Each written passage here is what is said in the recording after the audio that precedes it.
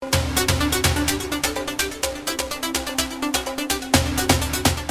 morning again this evening or good morning this afternoon, wherever you are. Nandito na naman tayo. Commandment number 6 ang ating pag-uusapan ngayon.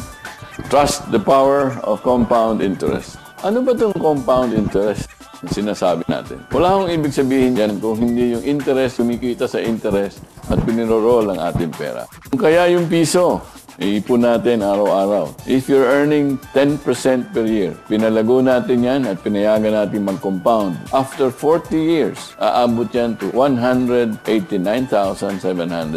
plus. Sa piso-piso lang yan, araw-araw. That's the power of compound interest.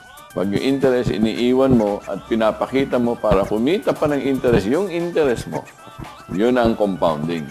Yung compound interest also allows you to work smarter, not necessarily harder. Kaya kung ikaw you work harder, you save 100 pesos a month. Kung ang kinikita niya, nilagay mo lang sa time deposit na 5%. Abutin lang yan ng 152,600 plus in 40 years. But if you're smarter at alam mo, pwede ka namang kumita ng 10% at hindi 5%. Kung ikaw nilagay mo sa 10% yan, invest na 5%.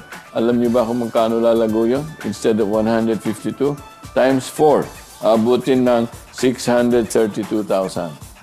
The same amount of 100 pesos a day. Dinoble mo yung kita, pinadruple mo yung iyong total ng iyong iniimpok. Compound interest and time are the key solutions to wealth generation. Kailangan lang meron tayong disiplina. Pag tayo natabi, pag natabi natin ang ating iniimpok, hayaan natin siya kumita, let's leave it alone. Let it grow. Trust the power of compound interest. Yan ang magbibigay sa atin ng tunay na kalayaan sa kakapusan.